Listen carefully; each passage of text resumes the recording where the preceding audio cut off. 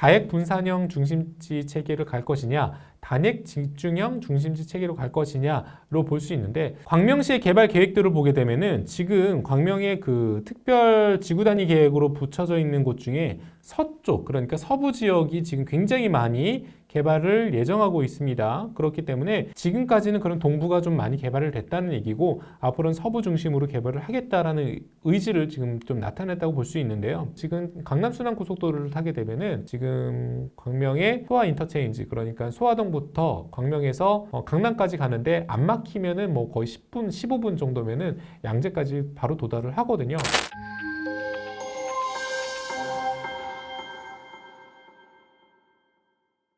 광명은 굉장히 복합적인 도시입니다. 그러니까 구도심을 들어가게 되면 굉장히 복잡하고 복닥복닥한 그런 지리적인, 지역적인 특색이 있는가 하면, 광명 신도시로 분류될 수 있는 역세권 같은 경우에는 굉장히 깔끔하고 정비가 잘 되어 있어서 한편으로는 여기서 모든 것들이 다 해결이 되는 곳이라서 눈여겨볼 만한 지역이기도 하죠. 더군다나 세종이나 오송, 그리고 뭐 충청도 천안까지 출퇴근하시는 분들도 사실 광명역을 기점으로 해서 사시는 분들도 많으시기 때문에 이런 부분에서 이제 이동의 편리성, 그리고 시간, 물리적 거리보다는 시간적 거리에 있어서 편의성 등을 고려했을 때 입지적으로 지역적 가치는 계속 올라갈 수밖에 없을 거라고 생각을 합니다. 더군다나 지금 중앙대 병원도, 대형 병원도 들어와 있고, 그리고 이제 백화점이나 상업지구도 들어와 있는 시점이기 때문에 굉장히 이 광명 역세권을 기준으로 했을 때는 좋아질 수밖에 없는 도시다라고 생각을 합니다. 물론 이런 측면에서 광명의 기존의 이제 재정비 촉진 지구라든가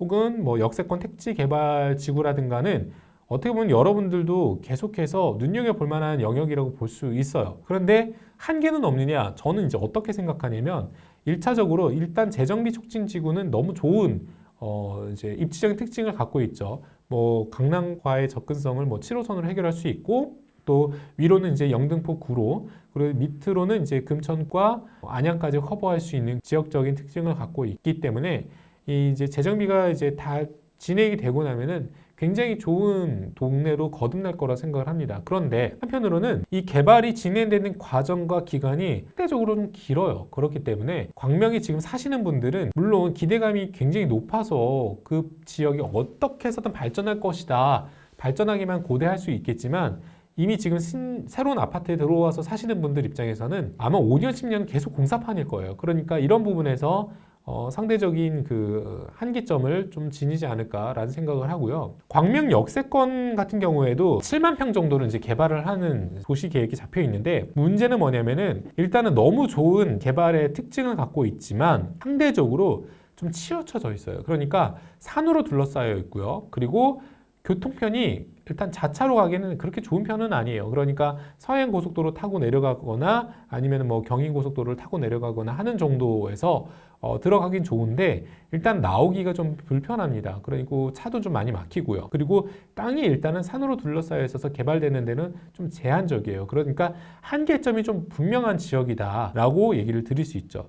그러다 보니까 실제로 광명은 기존의 사업지로 개발되는 뭐 재정비 촉진 지구 혹은 광명 역세권 개발과 함께 지금 신도시가, 광명 시흥으로 신도시가 선정이 됐잖아요. 여기에 가장 큰 기대를 걸고 있을 거예요. 왜냐면은 땅의 사이즈가 굉장히 크거든요. 그러다 보니까 아마 이 사이즈만 비교해서 보게 되면은 동탄만큼의 사이즈라고 볼 수 있습니다. 그렇기 때문에 자연적으로 이 지역에 들어갈 수 있는 아파트나 혹은 주거단지, 그리고 이제 산업시설, 산업단지들이 굉장히 많을 수밖에 없다. 그래서 땅이 넓기 때문에 이 땅을 개발할 가능성을 계속해서 연구할 거다. 그랬을 땐 어떻게 될까요? 이 지역을 더 확장해서 개발할 수밖에 없겠죠. 그러니까 이런 지점에서 우리가 좀 눈여겨볼 만하고요. 대신 한계점이 있다면은 교통편이 아무래도 이제 자연으로 좀 막혀 있는 부분이 좀 아쉽습니다. 그러니까 안양천과 그리고 이제 이 녹지축이라고 얘기할 수 있지만 이 산으로 둘러싸여 있는 지역적인 특징도 있기 때문에 가능성을 타진했을 때는 서울로 진입하기에는 지하철 정도는 용이하나 지하철이 개발이 되기 전까지는 이 자차로 움직일 수밖에 없는데 이게 굉장히 불편하다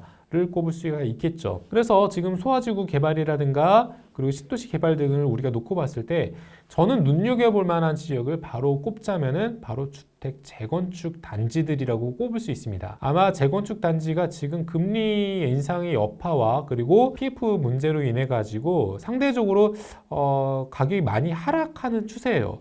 그리고 이제 재개발을 한다고는 하지만 기약이 좀 없다라고 보는 분들이 좀 많아가지고 굉장히 단기적으로는 좀 하락하는 추세지만 굉장히 놀랍게도 재건축 아파트 중에서 확정되어진 단지들은 금액이 계속 오르고 있습니다. 이런 것들은 좀 눈여겨볼 만 하겠죠. 그러니까 여러분들이 만약에 투자를 하시고 단기적 성과를 계획을 하신다면은 저는 개인적으로 역세권 개발도 참 좋으나 재개발 단지보다는 아파트 재건축 단지를 좀 더 눈여겨볼 필요가 있다고 생각을 합니다. 그렇기 때문에 지금 철산 주공 아파트라든가 하안 주공 아파트 단지들은 지금 계속해서 재건축을 예정하고 있고 확정되어 있고 안전진단 통과되어진 아파트들이 좀 있어서 언젠간 될 수밖에 없다. 그러니까 서울과 접근성도 좋고 이동의 편의성도 좋은 이 재건축 단지를 눈여겨보면 볼수록 계속해서 도심축 사이에서 실거주 목적으로 혹은 투자 목적으로도 굉장히 좋은 입지적인 특징을 갖고 있다고 볼 수 있습니다. 지역적 특성을 고려했을 때 지금 신도시가 등장해서 땅 파고 건물 올리기 전까지 우리가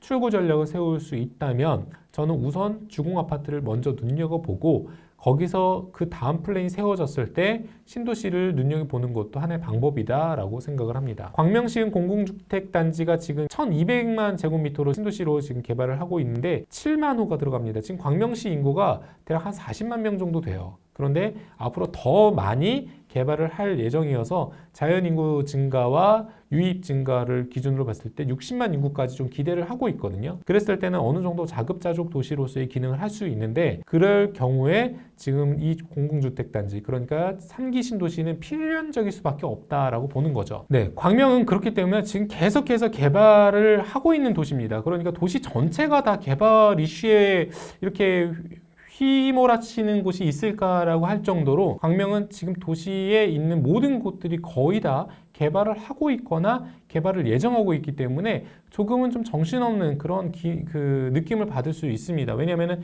계속 그런 이제 크레인들이 올라가고 있거든요. 더군다나 지금 철도 계획만 보더라도 1호선과 7호선이 이제 광명을 기준으로 해가지고 직접적으로 연결되어진 곳이지만 지금 신설역들이라든가 KTX와 연결되어지는 철도 계획이 잡혀 있기 때문에 계속해서 교통망 좋아질 수밖에 없는 지역적 특징을 갖고 있습니다.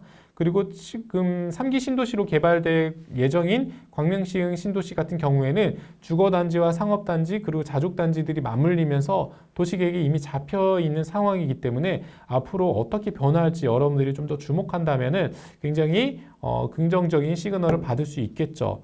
저는 아까 말씀드린 대로 광명은 저는 개인적으로 과천과 비교할 만한 도시다라고 생각을 합니다. 물론 지금 과천이 굉장히 비싸지만 과천도 개발을 하고 있고 그리고 이제 과천에 준하는 그런 이제 기능은 사실 강남의 접근성이라는 측면에서의 차이밖에 없습니다. 물론 과천은 앞으로 계속해서 더 좋아질 수 있는 지리적인 이점을 갖고 있지만 개인적으로는 광명의 성장도 굉장히 눈부실 수밖에 없다라고 봅니다. 한편으로는 여러분들도 이제 화성에는 동탄이 있고 수원에는 광교가 있지만 광명에는 광명만 있습니다. 그러니까 이게 무슨 말이냐면은 도시를 개발할 때 지역적인 지구 단위 계획에 맞춰가지고 한 특정 부분만 굉장히 띄우는 그러니까 집중해서 개발할 수 있는데 광명 같은 경우에는 광명시 전체가 개발이 될 수밖에 없는 지역의 특징을 갖고 있기 때문에 어느 하나가 굉장히 뜬다라기보다는 시 전체가 뜰 수밖에 없는 지역적인 지리적인 특징을 가질 수밖에 없거든요.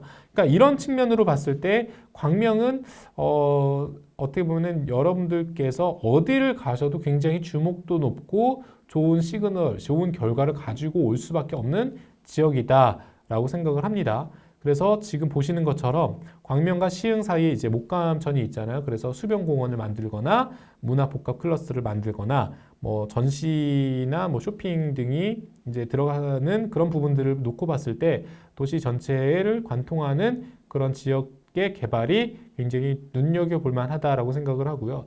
근데 저는 여기서 이제 우려되거나 좀 제안하고 싶은 게 뭐냐면은 도시 개발을 할 때 사실 이런 신도시 같은 경우가 차 중심으로 움직일 수밖에 없어요. 특히 이렇게 좀 지리적으로 좀 떨어져 있는 곳들은 굉장히 널찍널찍하죠. 그런데 한편으로는 광명 역세권, 그러니까 광명역과 맞물려서 직접적으로 연결되는 그런 지점들은 도보가 가능할 수 있는 인구 밀도가 높은 그런 특징을 좀 가지면 좋겠고, 상가가 제발 좀 많이 없었으면 좋겠습니다. 그러니까 상가가 지금 우려되는 건 뭐냐면은 상업시설의 지금 실패들이 굉장히 많이 나오고 있어요. 그러니까 신도시들의 상가들은 지금 거의 다 망하거나 망했거나 뭐 이런 말이 좀 웃기지만 굉장히 안 좋은 상태거든요. 그런데 이렇게 이제 광명 신도시 같은 경우에도 상가들이 채워지기까지가 걸리는데 너무 오래 걸릴 거라고 생각이 들기 때문에 기존의 신도시들의 그런 이제 문제점들을 좀 반면교사 삼아가지고 지금도 사실 뭐 상업지구가 굉장히 많이 맞물려 있는데 이런 부분들을 좀 더 줄이고 좀 집중적인 그런 이제 상업의 역할을 좀 더 두면서 도시 개발을 좀 하면 어떨까라는 생각을 합니다. 그래서 실제로 이제 광명을 좀 정리를 해보면은 실제 지금 광명 신도시 같은 경우에는 서남권 거점 도시로 개발을 할 예정이고, 그리고 지금 거의 이 지역의 규모가 여의도의 뭐 4.3배 정도로 지금 3기 신도시 중에는 가장 크대요. 그렇기 때문에 지금 거의 신도시 중에서는 6번째로 규모가 큰 신도시다라는 얘기를 하고 있어서 자족도시, 그러니까 자급자족도시로서의 기능이 충분히 기대가 된다. 이렇게 특징을 잡을 수 있고, 더군다나 녹지 규모가 클 수밖에 없습니다. 왜냐하면 산으로 둘러싸여 있으니까. 그러니까 이런 부분들을 잘 살려서 자연 친화적인 도시로 만들 계획을 갖고 있습니다. 그렇기 때문에 신도시도 여러분들도 좀 눈여겨볼 만한 도시다. 그런데 한계점은 일단은 생활권이 여의도나 서울에서도 구로, 가산 그쪽으로 좀 출퇴근하시는 분들이라면은 좀 눈여겨볼 만한 도시지만, 강남권까지 가거나 종로, 광화문까지 가는 부분에 있어서는 한계가 좀 분명한 도시다는 점도 잊지 마셨으면 좋겠습니다. 더군다나 지금 1, 2, 7호선들이 개발되고 있고 신안산선이라든가 GTX가 계속해서 개발하고 있는 중이라서 아마 서울의 접근성은 더 좋아질 겁니다만, 신도시로 연결되어진 부분에서 우리가 좀 눈여겨본다면은 아직까지 조금 멀 거라고 생각해요. 그래서 지금 신도시를 관통하는 뭐 남북 철도를 만든다, 트램을 만든다 이런 얘기를 하고 있지만 그거는 그때 가봐야 알 겁니다. 그렇기 때문에 만약에 투자를 좀 고려하신다면은 저라면은 일단 재건축 단지, 그러니까 안양 천변을 기준으로 해서 재건축 단지부터 좀 눈여겨보고 거기서부터 엑시 플랜을 세운 다음에 신도시로 가는 것도 좋은 방법이다. 혹은 거기서부터 그 다음에 역세권 개발로 가는 것도 좋은 방법이다 라고 생각을 합니다. 지금 현재 광명의 대장 아파트들의 시세들은 좀 어떤지 좀 살펴보면요, 광명 철산 센트럴 프로지오 같은 경우에는 현재 2023년 30평대 실거래가가 11억까지 올라왔습니다. 그러니까 굉장히 많이 떨어질 줄 알았는데 방어를 하고 있는 걸 보면은 상당히 이 도시로서 이 아파트가 가격 방어를 하고 있다라고 볼 수 있는 거죠. 그리고 실제 호가 같은 경우에도 14억까지, 그러니까 굉장히 올랐을 때 15억까지 올랐던 거 턱 밑까지 다시 호가가 올라왔습니다. 이런 것들을 봤을 때 직주 근접성이라든가 서울 도심권 생활과 맞물려서 살펴봤을 때 굉장히 좋은 입지적인 특징도 갖고 있기 때문에 한번 눈여겨볼 만하고요. 그리고 이제 재건축 단지로 조금 더 눈여겨볼 만한 하안주공 12단지 같은 경우에도 가격이 떨어지지가 않습니다. 그렇기 때문에 실제로 지금 10억까지 찍었지만 지금 9억 언저리선에서 가장 높은 가격으로 지금 나와 있는 상황이고, 실거래가 지금 거래가 거의 실종됐기 때문에 뭐 제한적인 상황이지만 그래도 지금 가격 방어가 잘 되고 있다. 이런 것들도 여러분들이 좀 체크할 만한 포인트입니다. 광명 역세권의 아파트들도 상대적으로 눈여겨볼 만하지만 아까 말씀드린 대로 확장성의 차이가 좀 있기 때문에 상대적으로 이제 광명 역세권보다는 지금 광명 사거리라든가 철산역이라든가 이런 서울과 밀접하게 연결되어진 아파트들에 대한 가치가 또 높을 수밖에 없죠. 그러다 보니까 지금 2021년도에 광명역 유플래닛 대시양 같은 경우가 15억을 이제 기록을 했지만 지금 최근에 실거래가 10억 정도 선에서 거래가 된 거를 봤습니다. 그런데 지금 호가는 14억 정도로 나와 있는데 아마 이 정도 선에서 일단은 1차적으로는 좀 유지되지 않을까라고 생각을 합니다. 왜냐하면은 실제로 광명 역세권의 직주 근접성을 따져가지고 들어가시는 분들이라면 모르겠는데, 투자만 목적으로 생각을 하시는 분들 입장에서는 이 금액이면은 대안이 실제로 아까 하안주공이라든가 더 높게 더 크게 그리고 이제 새롭게 또 입주할 수 있는 그런 아파트들에 대한 가치가 더 높아지기 때문에 여기에 초점을 맞춰가지고 그 투자나 뭐 실거주나 이런 것들을 고려하시는 분들이 더 많으실 거예요. 그렇기 때문에 그쪽으로 좀 이동할 가능성이 높아서 지금 거래 금액이 그렇게 좀 낮아지지 않았나라는 생각을 합니다. 더군다나 이제 새롭게 개발된, 그러니까 광명 사거리를 기준으로 해서 지금 이미 개발된 곳들 있잖아요. 그러니까 입주를 끝내거나 입주를 다 하신 아파트들 중에서 지금 뭐 푸르지오 센트베르 같은 경우가 12억에서 지금 10억 선으로 지금 현재 지금 호가와 그리고 매매가가 지금 현재 어느 정도 형성되어 있습니다. 그런데 이게 막 급락을 할까라고 봤을 때는 저는 잘 모르겠어요. 그러니까 이 10억짜리로 찍었던 아파트가 8억, 7억, 6억 이렇게 갈까? 그건 모르겠습니다. 그렇기 때문에 어느 정도 선까지는 좀 방어가 될 거라고 생각을 합니다. 철산역 롯데캐슬 SK뷰 클래스티지 같은 경우도 지금 계약 기준으로 했을 때는 뭐 10억을 기록을 하고 있는데 글쎄요, 지금 호가가 16억까지 지금 나와 있는 걸 보면은 굉장히 신축 아파트에 대한 선호도가 높고 특히나 역세권의 서울 근접성까지 좋은 곳들은 계속 높을 수밖에 없구나라는 것을 볼 수 있겠죠. 그러니까 이런 부분들을 참고하시면 좋겠습니다. 더군다나 이 편한 세상 센트레빌 같은 경우도 어떻게 보면 이제 그 철산역에서 조금 떨어져 있지만 지금 실거래가 8억까지 내려왔습니다. 굉장히 11억까지 이제 거래가 된 거를 확인했을 때 상대적으로 이제 한 3억 정도는 떨어졌지만 그래도 어느 정도 회복하는 추세구나라는 것을 볼 수 있습니다.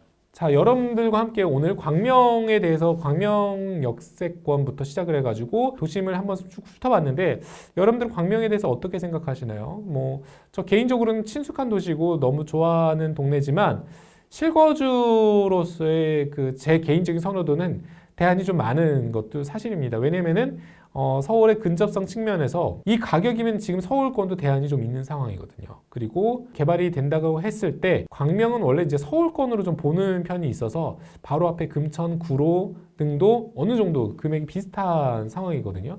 그래서 이제 만약에 광명에 투자를 생각을 하시는 분들이라면은 아까 말씀드린 대로 지금 뭐 신도시 개발하니까 거기 들어가겠다 이것보다는 지금 재건축 단지들을 중심으로 해서 보거나 재개발 곳을 좀 생각하시고 움직이는 것도 방법일 것 같아요.